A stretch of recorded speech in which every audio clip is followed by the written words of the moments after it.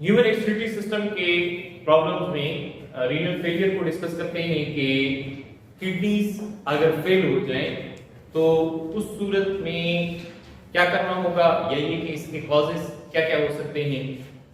Renal failure किसको कहते हैं, सबसे पहले इसको समझिए। देखिए किडनीज का प्राइमरी रोल क्या है, ये चीज ध्यान में हो कि जो किडनीज हैं इसका हमारे जिस्म में क्या काम है। तो किडनीज का प्राइमरी रोल फिल्ट्रेशन है। क्या है? फिल्ट्रेशन। और वो फिल्ट्रेशन करता है किसकी?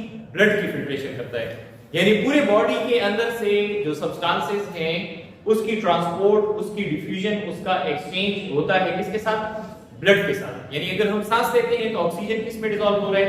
ये डिफ्यूज हो रहा है, ब्लड के अंदर डिफ्यूज हो रहा है। अगर आप खुराक खाते हैं तो न्यूट्रिएंट्स यानी ग़िज़ाई चीजें किसके अंदर जा रही हैं? वो भी ब्लड के अंदर जा रही हैं। इसी तरीके से क्या है, इसी तरीके से अगर आप मेडिसिन लेते हैं तो वो चीजें भी एब्जॉर्ब होकर किसके अंदर जा रही हैं? ब्लड के अंदर जा रही हैं। ऑक्सीजन, गैसेस, न्यूट्रिएंट्स, ये सब कुछ क्या है? या सेल के अंदर अगर कोई चीज बनती है जो कि सेल के लिए फायदेमंद नहीं है, सेल के लिए वो नुकसानदेह है, तो सेल भी उस चीज को किस में डाल देगा? सेल भी उस चीज को डाल देगा ब्लड के अंदर। तो ये ब्लड इन तमाम चीजों को लेकर आता है किसके पास? किडनी के पास। और किडनी उसको क्या करेगा? फिल्टर करेगा। तो रीनल फेलियर का मतलब क्या होता है? रीनल फेलियर का मतलब ये है कि किडनीज फेल टू फिल्टर। अब ये कि वो किसको फिल्टर नहीं कर पाता, तो वो फिल्टर जो है आप कहें कि वेस्ट को फिल्टर नहीं कर पाता, या जो जहरीली चीजें हैं, टॉक्सिन्स, इनको फिल्टर नहीं कर पाता, या ये कि आप कहें कि और कोई हार्मफुल मेटाबोलाइट्स हैं। अगर किडनी इन तमाम चीजों को फिल्टर नहीं कर पाता तो उस सूरत के अंदर एक कंडीशन है जो कि किडनी की माल फंक्शनिंग है या किडनी का फेलियर कहलाता है। एक्यूट रीनल फेलियर या क्रॉनिक रीनल फेलियर हो सकता है। तो अब ये हम डिस्कस करते हैं कि रीनल फेलियर की टाइप्स कौन कौन सी हैं। रीनल फेलियर की एक किस्म को हम क्या कहते हैं? एक टाइप को हम कहते हैं एक्यूट रीनल फेलियर। सही, या इसके लिए एकेआई का वर्ड भी यूज होता है, एक्यूट किडनी इंजरी। तो एक्यूट रीनल फेलियर में पहली बात ये नोट कर लें कि एक्यूट रीनल फेलियर सडन होता है। क्या है? यानी ये जो किडनीज का फेलियर है ये क्या होगा? अचानक होगा। और ज्यादातर ये किसके अंदर होता है? तो ज्यादातर ये ऐसे अफराद के अंदर होता है जो कि किसी बीमारी वगैरह की वजह से हॉस्पिटल के अंदर पहले से क्या है? एडमिट है। तो organs mostly in hospitalised patients, ज्यादातर ये हॉस्पिटलाइज्ड पेशेंट्स उनके अंदर होता है। अब ये सडन का मतलब क्या है कि ये यानी किडनी का फेलियर अचानक हुआ है। अचानक का मतलब ये है कि एक दिन या एक हफ्ते के अंदर ये क्या होगा? ये मसला पैदा हो सकता है। Develops in a day to week, यानी एक दिन से लेकर एक हफ्ते का टाइम ले लें जिसके अंदर ये एक्यूट रीनल फेलियर हुआ है। अब एक्यूट रीनल फेलियर कब खतरनाक है, या एक्यूट रीनल फेलियर आप कहें कि इससे रिकवरी हो सकती है बासानी, यानी किडनी नॉर्मल कंडीशन पर आ सकती है। जो दूसरी टाइप है किडनी फेलियर की जिसको हम क्या कहते हैं? Which is called as chronic renal failure. तो क्रॉनिक रीनल फेलियर ऐसा होता है कि जिसमें गुर्दा जो है काफी हद तक काम छोड़ देता है और फिर उस शख्स को किसी मुतबालिक की तरफ जाना पड़ता है। यानी ये कि जो ब्लड को फिल्टर करने का काम है वो गुर्दे की बजाय कोई और करेगा, जैसे डायलिसिस हो सकती है, या ये कि बिल्कुल गुर्दा काम नहीं कर रहा तो किसी और शख्स का गुर्दा उसको लगाया जाएगा जिसको हम किडनी ट्रांसप्लांट कहते हैं। अब आते हैं कि यानी ये रीनल फेलियर के कॉजेस क्या हो सकते हैं, वजूहात इसकी क्या हो सकती है।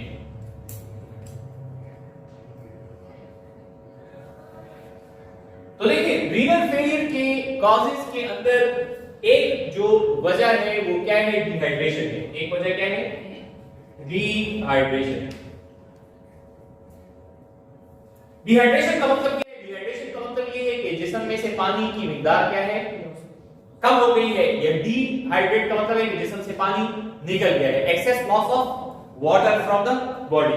तो अब ये excess loss of water from the body कैसे होता है, एक्सेस लॉस ऑफ वाटर कह लें या फ्लूइड्स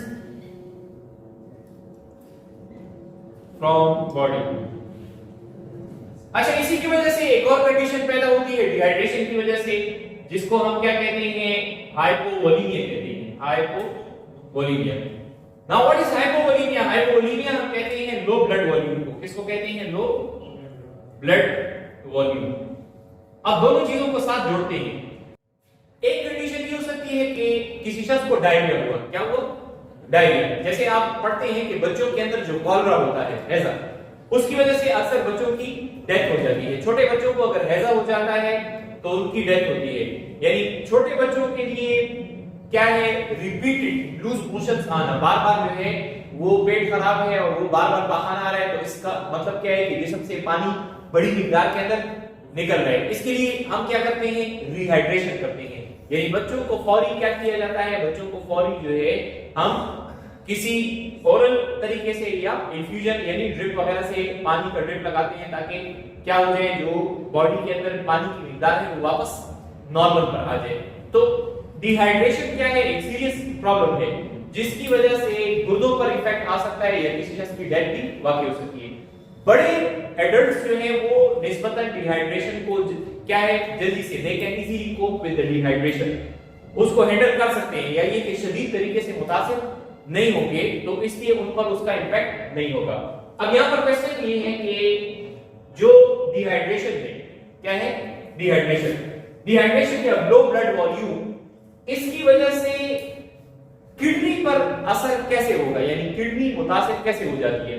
तो खास तौर पे अगर हाइपोवोलीमिया को ले, यानी जिस्म के अंदर खून की मिकदार कम होती है, खून की मिकदार उसी सूरत में कम होगी जब बॉडी के अंदर क्या है, बॉडी के अंदर जो ब्लड प्लाज्मा है उसकी मिकदार कम हुई है। प्लाज्मा का 90% किस पर मुश्तमिल है, वाटर पर मुश्तमिल है। इससे नुकसान ये होता है कि किडनी के सेल्स को जो ग़िज़ाइयत मिलनी होती है, उसको जो ऑक्सीजन मिलना होता है, वो पूरे तरीके से नहीं मिलता। तो किडनी के सेल्स का डैमेज, उसका मतलब क्या है, किडनी का डैमेज हो गया, राइट। दूसरी तरफ क्या है, दूसरी तरफ ये है कि जो किडनीज हैं उसके अंदर कौन सी रास सिस्टम है, ठीक है, रेनिन और एंजियोटेंसिन एक्टिवेशन सिस्टम। तो रेनिन क्या करता है, रेनिन जब देखता है कि पानी की मिकदार कम हो गई है तो वो एल्डोस्टेरोन को क्या करता है, एक्टिवेट करता है।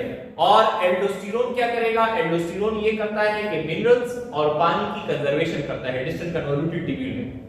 अब थोड़े टाइम के लिए तो ये चीज फायदेमंद है, यानी ये कि जिस्म में पानी की मिकदार बहुत ज्यादा कम नहीं है, थोड़ी कम है, यही कि हफ्ते में या दिन में किसी घंटे के लिए या कुछ टाइम के लिए पानी की मिकदार कम हुई है और renin angiotensin aldosterone system activate हो गया है, तो उस सूरत में तो वो फायदेमंद है। लेकिन ये कि अगर डिहाइड्रेशन हुई और बहुत ज्यादा पानी जिस्म से निकल चुका है, तो तब ये जो मैकेनिज्म है वो आपके लिए क्या साबित होता है, नुकसानदेह साबित होता है। तो उसके नुकसानदेह होने के पीछे कौन सी चीज अमल फरमा है, क्या है, जब पानी जिस्म में पहले से कम है और वो क्या कर रहा है, कंसंट्रेटेड यूरिन प्रोड्यूस कर रहा है, तो इससे जो ग्लोमेरुलस है वो भी डैमेज हो सकता है और जो किडनीज का ट्यूबुलर सिस्टम है वो भी मुतासिर हो सकता है। तो डिहाइड्रेशन, हाइपोवोलीमिया, और इसी तरीके से थर्ड नंबर आप क्या ले लेंगे, तीसरे नंबर पे मेडिकेशन या टॉक्सिन्स। मेडिकेशंस हो गई, टॉक्सिन्स हो गए, और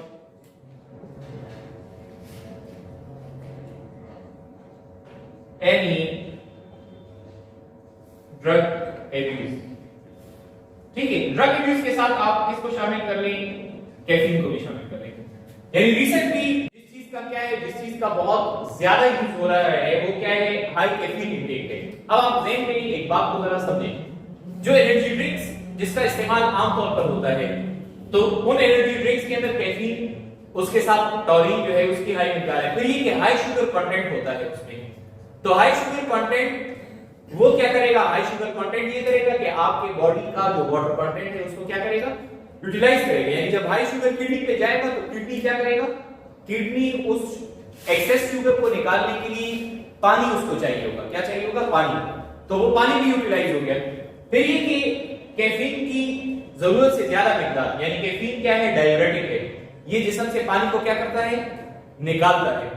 तो कैफीन अगर खुद डाययूरेटिक के तौर पे काम कर रहे हैं, जिस्म से पानी को क्या कर रहे हैं, निकाल रहे हैं, हाई शुगर कंटेंट भी जिस्म से पानी को निकाल रहा है, तो इसका मतलब क्या हुआ, वही चीज जो ऊपर हमने डिस्कस की, that it will lead to dehydration. इसकी वजह से क्या हो सकती है, डिहाइड्रेशन। उससे बड़ा जुर्म क्या है कि मिसाल के तौर पे आप कह रहे हैं कि जो स्टिंग है या दीगर चीजें हैं, तो उसके अंदर जो उसकी क्वांटिटी रखी गई है वो क्या है, दैट इज 2.5% सर्विंग। यानी ये जो आप देखते हैं ना कि मिसाल के तौर पे एक बोतल है ये 500 मिलीलीटर की, यानी स्टिंग की एक अभी छोटी बोतल आ गई है, लेकिन अभी तक जो यूज हो रही थी या ज्यादा इस्तेमाल होती है वो 500 मिलीलीटर की बोतल है। किसकी है, 500 ml की बोतल है, यानी आधे लीटर की। तो आधे लीटर की जो सर्विंग है उस बॉटल के ऊपर भी आप लिख लें तो बड़े तरीके से उन्होंने उसको छुपाया हुआ है, और वो क्या है कि ये एक दिन में 2.5 अफराद के लिए, एक दिन में 2.5, ये 500 मिलीलीटर की बोतल एक शख्स के लिए नहीं है, ये 2 भी नहीं 2.5 अफराद इसको इस्तेमाल करेंगे। और उस पर जुल्म क्या है, जुल्म ये कि एक शख्स दिन में 2-2 बार पी रहे हैं, यानी 5 अफराद के लिए जो सेफ चीज है 5 अफराद के लिए, ठीक है ना। अगर ये उसने क्या कर लिया कि दिन में 2 बार उसको पी रहे हैं, तो 5 अफराद के लिए जितना एनर्जी ड्रिंक डिजाइन किया गया है कि वो सेफ हो सकता है, वो एक शख्स एक दिन में इस्तेमाल करता है। अब अगर इसका एक्सेस इस्तेमाल होगा तो उसका नतीजा क्या निकलेगा, उसका नतीजा ये निकलेगा कि एक्यूट रीनल फेलियर होगा। और अगर आप चले जाएं जो यूरोलॉजिस्ट हैं, स्पेशलिस्ट से पूछ लें, तो नौजवानों के अंदर जो एक्यूट रीनल फेलियर है उसके कॉजेस के अंदर एक कॉज क्या है कि जरूरत से ज्यादा इस्तेमाल किसका, एनर्जी ड्रिंक्स का। दूसरे नंबर पे आ जाएगा क्रोनिक रीनल फेलियर। अच्छा, एक्यूट रीनल फेलियर के एक तो हमने वो रीजन डिस्कस कर लिए कि जो मिसाल के तौर पे आप कहें कि एक्सटर्नल है, जो क्या है, एक्सटर्नल है। अगर इंटरनल की बात करें कि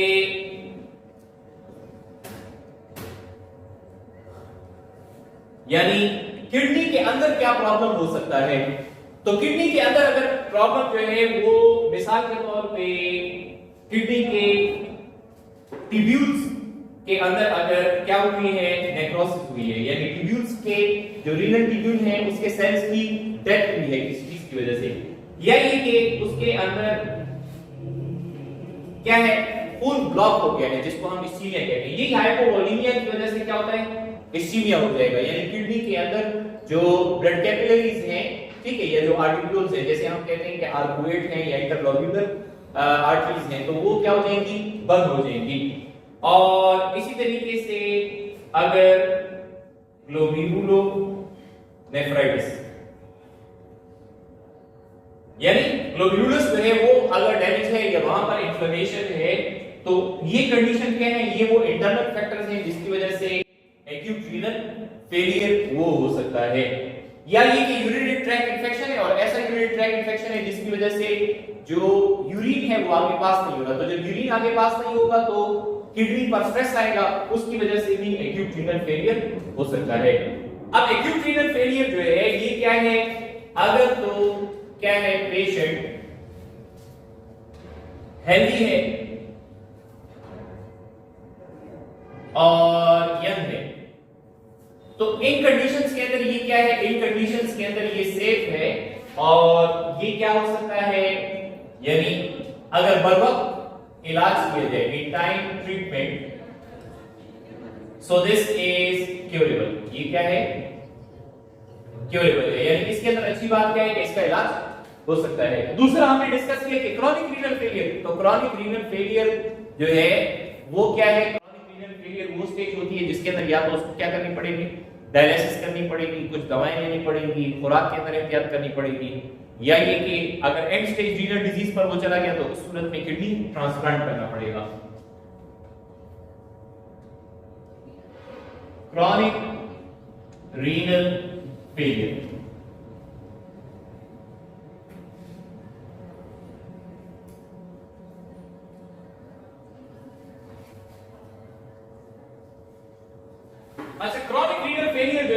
ये सडन नहीं होता, बल्कि क्रॉनिक रीनल फेलियर में जो गुर्दा फेल हो रहा है उसके फेल होने के पीछे एक क्या है, एक बड़ा फैक्टर है जो कि एक अरसे से काम कर रहा है, यानी काफी अरसे से वो गुर्दे को मुतासिर कर रहा है यहां तक कि अचानक वो गुर्दे के फेलियर में जाहिर होता है।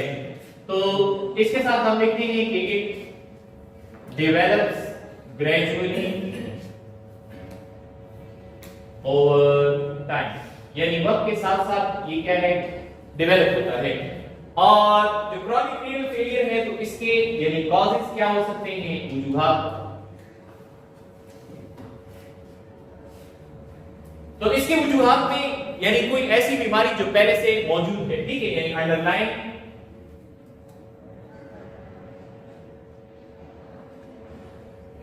सेकेंडरी इन्फेक्शंस, यानी कोई इन्फेक्शंस कह लें या डिसऑर्डर्स कह लें, कोई ऐसी चीज है या कोई ऐसी वजह है कि जिसकी वजह से बॉडी के बाकी फंक्शन मुतासिर हैं और उसका असर किस पर आ रहा है, किडनी पर भी आ रहा है। जैसे मिसाल के तौर पे हम क्या कह सकते हैं, हाइपरटेंशन को ले लें। किसको ले लें, हाइपरटेंशन, जिसे आम जुबान में हम ब्लड प्रेशर कहते हैं। एक शख्स को एक अरसे से ब्लड प्रेशर चला रहा है तो उसका क्या हो सकता है, क्रॉनिक रीनल फेलियर हो सकता है, या उस शख्स को क्या है, डायबिटीज है, यानी जिसे आम जुबान में हम शुगर कहते हैं। एक अरसे से शुगर चला रहा है और साथ में वो क्या कर रहा है, उसके लिए दवाएं वगैरह वो भी इस्तेमाल कर रहा है। इसी तरीके से आप कह लें कि पीकेडी है, जिसको हम कहते हैं पॉलीसिस्टिक किडनी डिजीज। बास लोगों के अंदर जीनियाती तौर पर मसला होता है और किडनी के अंदर क्या बनते हैं, किडनी के अंदर दाने नुमा जो है वो बनते हैं, सही है, या आप कहेंगे छाले नुमा, आप आसान जुबान से उसको समझ लें, वो बार-बार फॉर्म होते हैं जो कि किडनी को क्या करते हैं, डैमेज करते हैं। इसी तरह हम कहते हैं कि